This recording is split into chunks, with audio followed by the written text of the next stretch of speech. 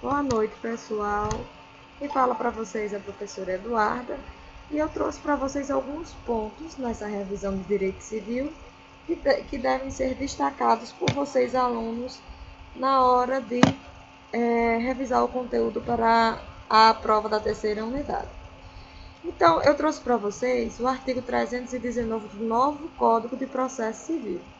Mas antes de abordar o que este artigo vem relatando, é importante destacar para vocês o que seria a petição inicial.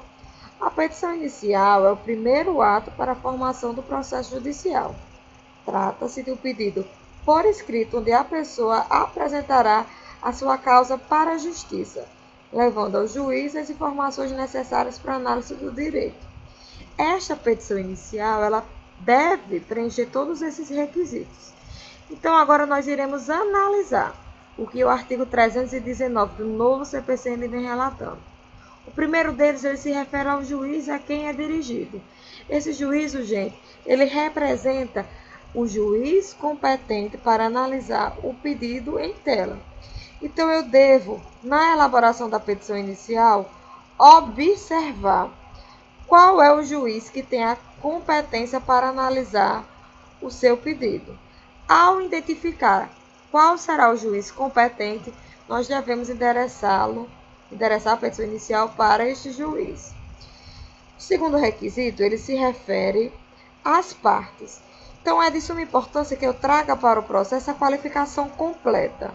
No caso de uma questão prática a ser abordada por vocês, nós devemos observar quais são as informações que trazem a questão e preencher os dados referentes às pessoas, ao autor e réu que traz a questão de acordo com o que a questão lhe diz.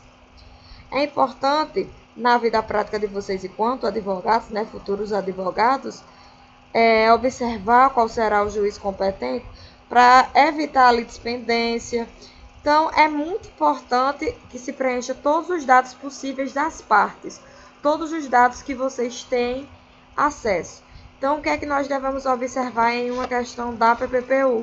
Quais são os dados que a questão me traz? Partindo agora para o terceiro requisito, ele faz referência aos fatos e fundamentos jurídicos do pedido. Então, o que seriam esses fatos e esse fundamento? Diz respeito ao motivo pelo qual o autor está demandando isso em juízo, ou seja, a causa de pedido. Então, gente, os fatos e o fundamento jurídico eu vou relatar para o juiz, no caso de vocês em uma questão da PPPU, de acordo com os dados que a questão lhe traz, o que ocorreu e indicar para os mesmos aonde o direito desse autor está fundamentado, se é no Código Civil, se é no Código de Processo Civil, em tudo aquilo que o direito pode trazer para vocês. Bem, nós partimos agora para o quarto requisito. O quarto requisito, ele se refere, gente, ao pedido com suas especificações. E o que isso quer dizer? Quer dizer, gente, é aquilo que o autor pretende. Quando eu determino quais pedidos eu deverei fazer, eu estou estabelecendo onde a atividade jurisdicional vai atuar. Então, é muito importante que vocês, na questão, observem o que o fato lhe traz, o que a questão lhe traz, as informações que ela lhe traz, para entender a partir daí qual é o pedido necessário que irá amparar o autor, ou se você for defender o réu, daquela situação prática. O quinto requisito, aliás, ele faz referência ao valor da causa. Então, gente, o que seria o valor da causa? Toda e qualquer ação tem que ser atribuída a ela um valor. Esse valor, ele tem que ser concreto. Então, eu não posso deixar o valor da causa em aberto. Eu tenho que estabelecer esse valor da causa.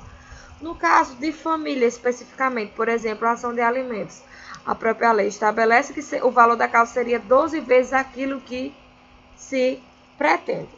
Partindo agora, gente, para o sexto requisito, vem relatando aí as provas, E o que seriam as provas? O autor, aliás, ele deve indicar para o juízo quais meios pretende produzir o seu alegado. Então, ele tem que estabelecer na petição inicial de forma escrita se as provas que ele pretende é prova documental, se é uma perícia, dentre outras disponíveis, para que o juiz ele possa observar se o que você pretende provar, aquele meio que você indica é adequado. Gente, nós partimos para o último requisito da petição inicial. O último requisito e a grande inovação do CPC, né, que é a opção pela realização ou não da audiência de conciliação ou mediação. É importante destacar que é necessário que vocês se manifestem sobre isso.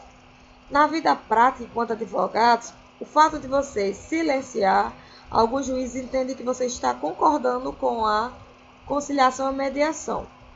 Então, quando você se manifesta ou não se manifesta, o juiz vai entender, se manifesta favorável, aliás, o juiz vai entender que você está concordando com aquela conciliação.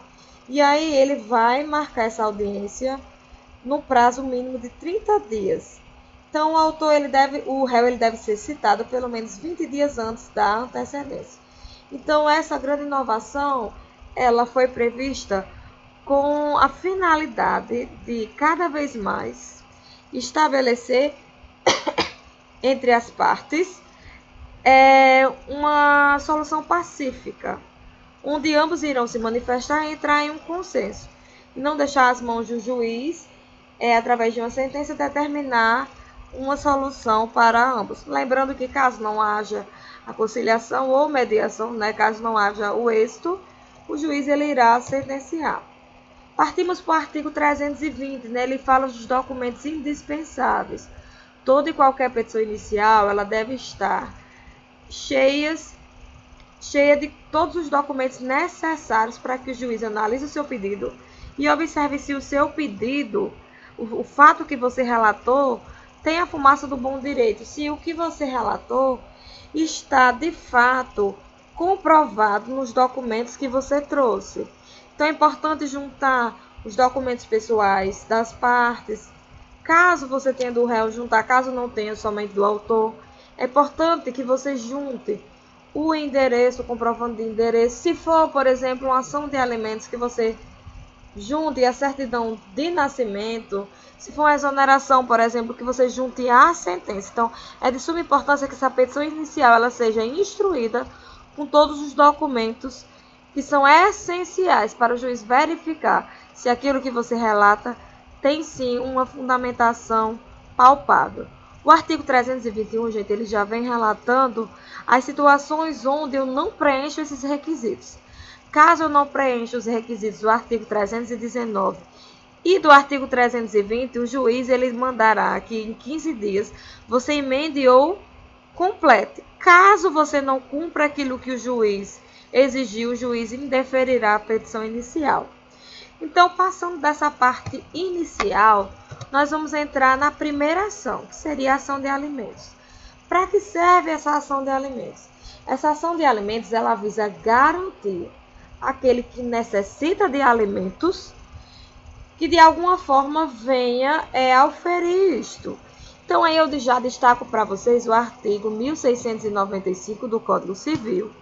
Esse artigo ele vem relatando o seguinte: o direito à prestação de alimentos é recíproco entre pais e filhos e extensivos a todos os ascendentes, recaindo a obrigação nos mais próximos em graus uns sem faltas do outro. Então, esse artigo ele vem resguardando filhos e pais o direito de alimentos entre si, dessa prestação. Basta que deles necessitem. O artigo 1695 ele já vem relatando algo complementar ao artigo 1695. O que é que o artigo 1695 ele vem relatando? São devidos alimentos quando quem os pretende não tem bens suficientes, nem pode prover pelo seu trabalho a própria mantença. E aquele de quem se reclama pode fornecê-lo sem desfalque no necessário ao seu sustento. Então, o que é que nós observamos aí? Esses dois artigos eles vêm fundamentando a pretensão à pensão alimentícia. Então, o que é que eu preciso? Observando o binômio necessidade e possibilidade, eu devo necessitar desses alimentos. Em relação aos filhos menores, isso é presumido porque esses ainda não atingiram a maioridade. Como não atingiram a maioridade, cabe aos pais os seus sustentos. De pais para filhos, eu tenho que comprovar que eu não tenho meios suficientes para que aí eu consiga prover o meu próprio sustento. Então, é importante que vocês saibam que esses artigos eles são o que vão fundamentar essa pretensão. E todas as vezes que vocês estiverem diante de uma situação prática, onde não tem uma sentença, e a pretensão do autor é auferir a pensão alimentícia, então vocês estão diante de uma ação de alimentos. Passando agora para a estrutura da peça de alimentos. Então, a primeira coisa, gente, é o endereçamento. O que é que eu tenho que observar? Aquilo que a questão me diz. Se a questão fizer referência que naquela cidade há uma vara da família, eu vou encaminhar para a vara da família. Se a questão fizer referência que é uma vara civil única, eu vou encaminhar para a vara civil. Então, o que é que eu tenho que observar? Aquilo que a questão me diz. Em regra, gente, vai para a vara da família, mas eu estou atrelado aos dados que a questão me traz. Então, eu tenho que observar se a questão faz referência ou não à vara da família. O próximo ponto é quem seria o polo ativo. É de suma importância vocês entenderem que não é sempre o menor que vai requerer esses alimentos. Pode muito bem acontecer de ex-companheiro ou ex-cônjuge requerer esses alimentos. Então, mais uma vez, que vocês não façam essa peça no automático, que vocês observem aquilo que a questão traz para vocês, que vocês analisem quem seria o autor. Em caso de menor, tenho que observar a idade desse menor, se ele é representado ou assistido. Como é que eu vou saber disso? Eu vou saber disso de acordo com os dados que a questão me trouxer. Então, é de suma importância que vocês não façam a peça no automático, mas que vocês observem quem é de fato o autor. Lembrando que menor tem que ser assistido ou representado.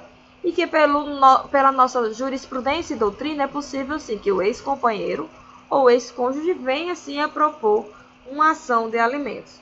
Um fato muito importante também, gente, é que ao você indicar quem será o autor, lembrar de dizer que esse autor ele está representado por alguém. E esse alguém é um advogado. Lembre-se que o autor ele não pode propor nessa ação específica uma ação sem ser representado por um advogado, por uma prática jurídica ou defensoria pública, ao menos que esse autor seja um advogado. Então, vocês não podem esquecer de, ao identificar o autor e qualificá-lo, afinal isso é um dos requisitos do novo CPC, no seu artigo 319, é importante que vocês indiquem que essas pessoas estão sendo representadas por um advogado. Depois de endereçarmos, identificarmos quem seria o autor, dizer que esse autor está sendo representado por um advogado, eu tenho que indicar qual seria o nome da peça. Se essa peça for uma ação de alimentos com alimentos provisórios. É importante que vocês indiquem que sim, que eles precisam de alimentos provisórios desde já. Afinal, não pode se esperar até o final da sentença, gente, para que esse juiz venha conceder esses alimentos. Então, é importante que sim, na própria nomenclatura da peça, vocês indiquem os alimentos provisórios e façam um tópico específico nessa peça indicando os alimentos provisórios. Após eu endereçar, indicar o nome do autor, dizer que esse autor está sendo representado por um advogado ou prática jurídica ou defensoria. Isso vai depender do que a questão lhe trouxer. Indicar o nome da ação, eu tenho que indicar quem é o polo passivo. O polo passivo, gente, é aquele que irá pagar essa pensão alimentícia. Então, ele pode ser um genitor, uma genitora, um ex-companheiro ou ex-cônjuge. Lembrando que não é somente criança que precisa de pensão alimentícia. Existem muitos casos de atingir a maioridade, o juiz entender que esse maior necessita de ação de uma pensão alimentícia. Então, ele deverá propor uma ação de alimentos. Então, mais uma vez, vocês não devem elaborar uma petição no automático. Vocês devem estar atrelados às informações trazidas pelo caso prático na questão que serão cobrados. Passando agora para a narrativa dos fatos. Gente, a narrativa dos fatos nada mais é do que os fatos que a própria questão lhe traz. Então, vocês vão elaborar os fatos de acordo com a sua visão mais atrelada às informações trazidas na questão. Após endereçar, qualificar o autor, indicar o nome da peça, dizer que há um réu, lembrando que o autor deve estar representado por um advogado, indicar o nome da peça, eu partirei para a narrativa dos fatos. Narrei os fatos, vou partir para a fundamentação. Caso caia uma ação de alimentos, os artigos que são essenciais nessa fundamentação são os artigos 1695 e 1696 do Código Civil. O artigo 229 da Constituição Federal também é de suma importância. Lembre-se que não basta a indicação dos artigos, é de suma importância que vocês discorram, que vocês convençam, que vocês fundamentem. E a simples transcrição dos artigos não é fundamentação. Isso, gente, não é só na PPPU. Isso também é cobrado na OAB. Então, o que é que nós observamos até agora? Até agora nós endereçamos, nós qualificamos o autor, dizemos que ele está representado por um advogado. Nós indicamos o nome dessa peça, nós indicamos que existe aí um réu, narramos os fatos, fundamentamos, partimos para os alimentos provisórios. Os alimentos provisórios é essencial, porque ao juiz verificar que houve um pedido, há uma fundamentação, indicar que o seu relato preenche o que exige o artigo 300 do novo Código de Processo Civil, eu, enquanto juiz, irei, claro, conceder esses alimentos provisórios. Então, vocês deverão fazer, caso caia uma ação de alimentos, um tópico específico para falar desses alimentos provisórios. A fundamentação, gente, é o artigo 4º da Lei 5.478 do ano de 1968 e o artigo 300. Lembrando que não basta indicar, eu tenho que discorrer, eu tenho que convencer o juiz baseado nesses artigos. Passamos agora, gente, para o pedido. Então, no pedido, o que é que nós faremos? Primeira coisa, pediremos os alimentos provisórios. Já que nós falamos, fundamentamos, agora é hora de pedir. Posteriormente, pediremos a citação do requerido, daquele que seria o réu, daquele que pagará a pensão alimentícia. Posteriormente, gente, pediremos que exista a intimação do Ministério Público. Afinal, em ações como essas, é primordial a intimação dele. Posteriormente, pedimos a procedência total para condenar o requerido ao pagamento de alimentos. Gente, lembrando que, em relação aos alimentos provisórios e os alimentos definitivos, eu tenho que observar se a questão vem relatando algum percentual. Se relatar, nós temos que trazer na vida prática de vocês. Vocês terão que indicar um percentual baseado no salário mínimo ou nos rendimentos líquidos das partes, indicando qual o valor que ele corresponde. Caso a questão traga, vocês preenchem. Caso não, vocês, nessa parte, estarão atrelados à informação que ela possui. Lembrando aqui, gente, que a conciliação, eu tenho que dizer se é possível ou não nesse caso. Seria possível, de acordo com as informações, porque trata-se de uma ação de alimentos, muitas vezes nós conseguimos, numa própria audiência de conciliação, determinar o valor que seria dentro das possibilidades entre aquele que irá receber e daquele que irá pagar.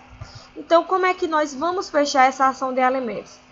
Deveremos indicar, gente, a produção de provas, indicando quais são as provas que eu preciso produzir, que eu devo produzir, que eu pretendo produzir, indicar o valor da causa, nesse caso de alimentos, 12 vezes o que você pretende receber, e fechamos indicando o local e a data, advogado OAB.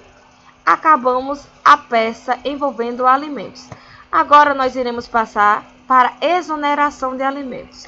Gente, é de suma importância vocês saberem na vida prática de vocês, quando serão advogados, quando estiverem advogando, que a exoneração de alimentos, gente, ela não é automática, ou seja, Não é porque você atingiu a maioridade que você pai, você mãe, que dá mensalmente aquela pensão alimentícia vai deixar de dar. É necessário que se entre com a ação.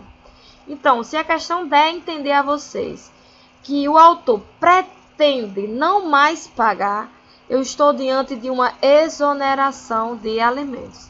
Então, aí, gente, eu vou destacar para vocês 2 artigos. O primeiro deles, do Código Civil, o artigo 1699. O que ele vem relatando? Ó, se fixados os alimentos sobrevier mudança na situação financeira de quem os supre ou na de quem os recebe, poderá o interessado reclamar ao juízo conforme as circunstâncias de exoneração, redução ou majoração do encargo.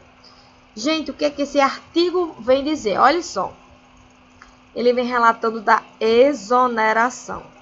Então, o que é que eu tenho que entender aqui? Que deve ter algum motivo concreto para que eu venha pedir exoneração. Então, a questão tem que me dizer que fulano de tal, em virtude da maioridade do seu filho, pretende deixar de pagar, porque esse filho já tem meios para se manter sozinho, ou porque esse filho passou em um concurso, ou porque esse filho desenvolveu mecanismos para não mais necessitar dessa pensão alimentícia. Então, se a questão trouxer qualquer um desses fatos, eu já sei que eu estou diante de uma ação de exoneração de alimentos. O artigo 1635, ele já vem falando o quê? Olha só. Extingue-se o poder familiar pela maioridade. Na vida prática de vocês, enquanto advogados, é importante destacar que o fato de atingir a maioridade não é suficiente para que o juiz deixe de reconhecer a necessidade da pensão alimentícia. Mas quando vocês estão em interesse de alguém que deseja exonerar, vocês não devem se preocupar com isso, porque afinal vocês são autores daquele que paga. Mas é importante destacar isso, que a maioridade ela não é suficiente.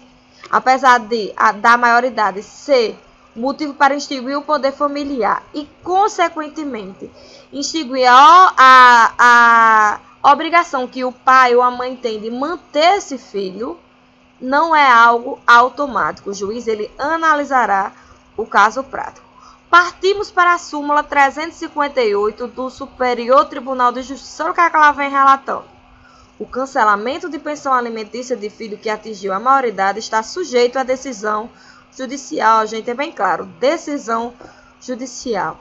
O que isso quer dizer?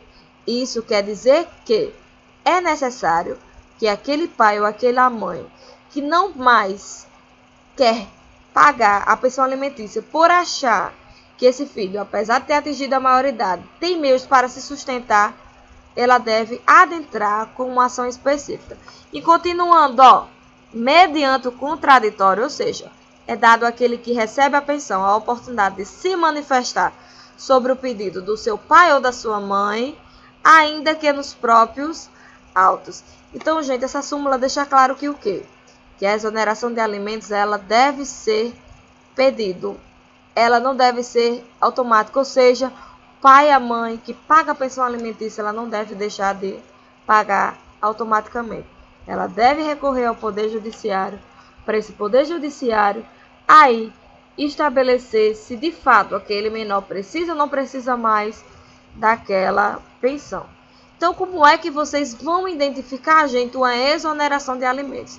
A questão vai trazer para vocês um fato onde o autor deseja não mais pagar a pensão alimentícia, seja em virtude da maioridade, seja em virtude da maioridade junto com o fato dele já trabalhar, ou até mesmo de passar em um concurso. Então, a primeira coisa que nós vamos ver, o endereçamento.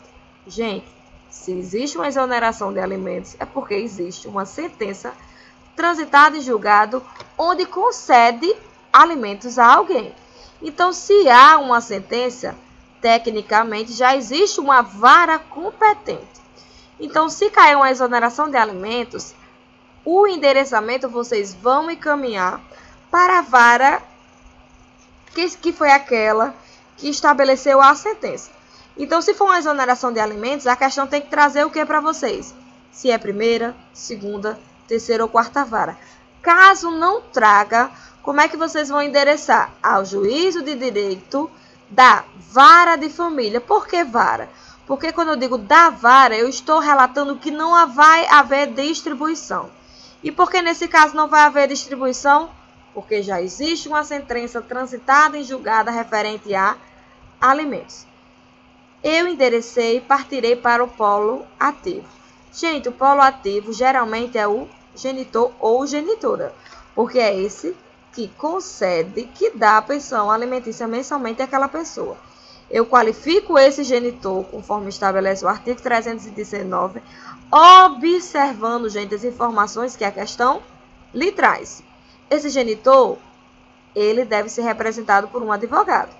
Então, vocês indicam quem é o genitor, qualificam o genitor e diz que esse genitor está sendo representado por um advogado. Eu enderecei, indiquei o autor, disse que ele estava sendo representado judicialmente, parto para o nome da ação. Como seria o nome dessa ação? Ação de exoneração de alimentos. Gente, é de suma importância observar o que o fato me traz. Se o fato retratar uma pessoa que deseja deixar de pagar, eu sei que eu estou diante de uma ação de exoneração de alimentos. Quem seria o polo passivo? O filho. O filho seria o polo passivo. Aquele que recebe seria o polo passivo. Partimos agora, gente, para a demais estrutura da peça. Até agora nós endereçamos, qualificamos o autor, dizemos que ele estava sendo representado por um advogado, indicamos o nome dessa peça, indicamos quem seria o réu, claro, tudo observando os dados que a questão me traz. Vou partir para a narrativa dos fatos. A narrativa dos fatos nada mais é do que vocês lerem a questão e, de acordo com os dados que a questão lhe traz, relatar os fatos com as suas palavras. Narrei os fatos. Vou para onde agora? Para a fundamentação. Quais são os fundamentos da exoneração de alimentos? Os artigos 1699 e a súmula 3.300, a súmula 358 do Superior Tribunal de Justiça. Lembrando que aqui, gente, eu não posso apenas indicar ou transcrever os artigos. Eu tenho que convencer, eu tenho que discorrer, eu tenho que fundamentar. E só a transcrição dos artigos não fundamenta. Partimos agora para o pedido. O pedido, gente, o primeiro pedido se refere à exoneração, claro. Que seja reconhecida a exoneração da obrigação de prestar alimentos. Então, o que o autor quer? Que seja exonerado essa obrigação. Posteriormente, eu vou pedir para que o requerido seja condenado às custas e honorários, a citação do requerido para caso queira contestar, a intimação do Ministério Público e a designação da audiência de conciliação prévia. Gente, esses pedidos são essenciais. Eles não precisam estar nessa ordem que eu trouxe para vocês. Eles precisam existir na exoneração. Então, não importa se vocês primeiro colocarem a designação, depois a procedência, o essencial é que esses 5 pedidos existam na peça de vocês. Eu até agora enderecei, disse o nome do autor, disse que esse autor estava representado por um advogado, indiquei o nome da peça, disse quem era o réu, relatei os fatos, indiquei, olha, gente, o artigo e a súmula. Passei para os pedidos, vou agora para produção de provas. É de suma importância, mais uma vez, que vocês indiquem quais são as provas que vocês pretendem produzir. E aquele velho proteste-se por todos os meios de prova admitida de direito, especialmente, nesse caso, seria prova documental. Se ele tivesse alguma imagem, que nós possamos fazer referência a essa imagem e as que se fizerem necessárias no decorrer do processo. Na vida prática de vocês, é de suma importância vocês colocarem as que fizerem necessárias no decorrer do processo. Por quê, gente? Porque diz para o juiz que, caso necessite de mais alguma, no decorrer do processo, você pedirá. Indiquei a produção das provas, vou partir para o valor da causa. Caso a questão traga algum valor, gente, vocês indicam esse valor aqui. Caso não traga, dá-se o valor da causa e faz só referência ao valor, o valorzinho em reais. Por que, gente, o símbolo em reais? Porque vocês não podem inventar dados. Se não trouxer valor, você não tem como inventar um valor. Como é que eu termino a peça? Local e data, advogado, OAB. Gente, outro fato importante. Caso a questão traga um local, vocês preenchem o local que a questão trouxer e colocam a palavra data. Se a questão não trouxer o local, vai ser local e data. Se a questão trouxer, vocês indicam o local. Advogado OAB e acabei a exoneração de alimentos. Outra peça também de suma importância para essa revisão é a ação de uso capião. Aí eu destaco para vocês o artigo 1242 do Código Civil. Então, o que é que ele diz? Adquire a propriedade do imóvel aquele que, contínua e incontestadamente, com justo e boa fé, o possui por 10 anos. Essa é uma das possibilidades de uso capião. Então, esse artigo ele vem fundamentando aquilo que seria o uso capião. Como é que vocês identificariam a questão do uso capião, gente? Quando a questão trouxer, por exemplo, que alguém está na posse mansa e pacífica, sem contestação há mais de 10 anos ou há 10 anos, e não há um registro civil e nunca houve, por exemplo, o requerimento de alguém. Então, se a questão me trouxer que alguém está em posse de alguma casa, por exemplo, e nunca houve um registro civil e nunca houve uma contestação em relação a essa propriedade, eu já sei que eu vou elaborar uma ação de uso capião.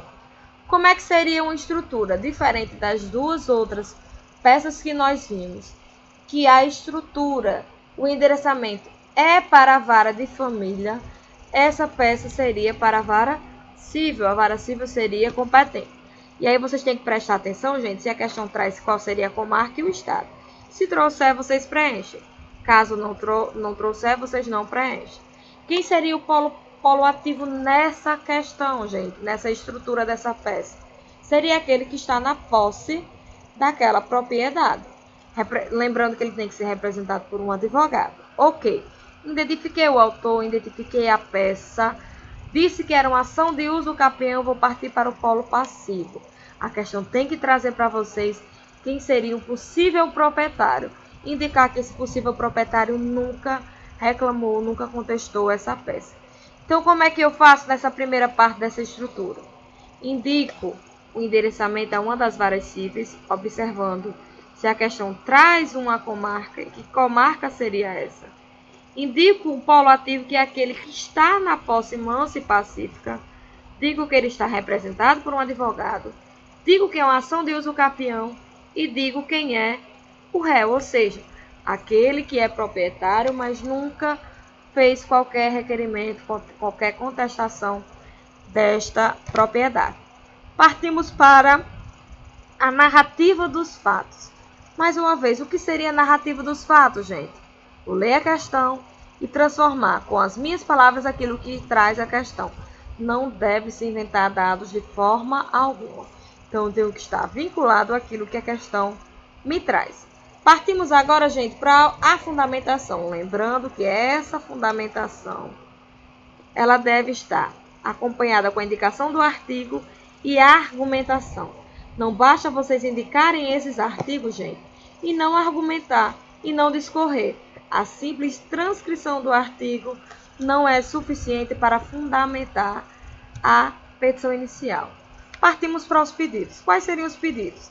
Recebimento da presente ação, a citação do requerido para contestar, intimação do Ministério Público, que seja declarada a propriedade por sentença posterior à averbação, ou seja, que após a sentença seja averbado o registro no registro de imóveis, a intimação da Fazenda Pública para que essa se manifeste, gente, se aquele terreno é dela ou não, condenação do requerido às custas e honorários e expedição de mandado para a transcrição no registro de imóveis. Então, gente, caso caia uma ação de uso capião, esses são os pedidos. Lembrando que não necessitam estar nessa ordem que eu trouxe para vocês. O importante é que eles estejam presentes na sua peça. Como é que eu termino? indico a produção de provas, indico o valor. Nesse caso, o valor seria o valor do imóvel. A questão tem que trazer esse valor para você, caso ela não traga. Vocês deixam o valor da causa, dá-se o valor da causa, o símbolozinho de reais, e deixa sem indicar um valor específico, caso a questão não traga esse valor. Como é que eu fecho? Local e data. Lembrando que se a questão trouxer o local, vocês indicam o local. Advogado, OAB. Gente, essas eram as minhas dicas para a prova. Então, fazendo um feedback de tudo que eu trouxe para vocês aqui. Eu trouxe para vocês que o artigo 319 e 320 retrata tudo aquilo que necessita ter na petição inicial. Então, o que seria essa petição inicial? Essa petição inicial é o instrumento utilizado para provocar o Poder Judiciário, trazendo esse Poder Judiciário todos os fatos e o seu fundamento para que o juiz, ao analisar a sua situação, conceda ou não aquilo que você deseja. Toda e qualquer petição inicial tem que ter todos os requisitos presentes no artigo 319 e 320. Isso vocês precisam não só para a PPPU, não só para a OAB, mas para a vida prática de vocês enquanto advogados. Nós vimos que existe a ação de alimentos. Para que serve essa ação de alimentos? Para dar o direito a alguém de ter mensalmente um valor. Para aquela pessoa que não tenha meios para ter sua subsistência garantida por um terceiro. Então, nós destacamos artigos do Código Civil e da Constituição Federal que vem relatando que filhos e pais, um para com outros, podem pedir entre si alimentos. Como é que eu vou saber que é uma ação de alimentos uma questão? A questão tem que trazer para vocês que existe aí sim um terceiro. Esse terceiro não tem meios de sobreviver e precisa do auxílio de outro. Esse outro geralmente é o genitor. Ou ao contrário, o genitor requerendo que o filho venha a conceder essa ação de alimentos. Como é que seria essa estrutura, gente? Endereçamento, indicação do polo ativo, lembrando que se for menor tem que ser representado ou assistido. Nome da ação, ação de alimentos com alimentos provisórios. Lembrando que se for menor tem que estar representado ou assistido. E esse menor deve estar sendo ainda representado por um advogado. Depois eu tenho que indicar o réu, eu tenho que relatar os fatos, os fundamentos, os alimentos provisórios e um tópico específico, partes para o pedido, indico produção de provas, valor da causa, local e data, advogado OAB. Partimos agora para a ação de exoneração de alimentos. Como é que eu sei que é uma ação de exoneração de alimentos? A questão vai trazer para vocês que há uma sentença, que essa sentença exigiu que alguém fosse por um certo tempo ou até a maioridade responsável por dar determinado valor mensalmente, que essa pessoa não quer mais pagar esse valor, ele quer ser exonerado dessa obrigação porque alguém atingiu a maioridade ou porque ela tem meios de sobrevida.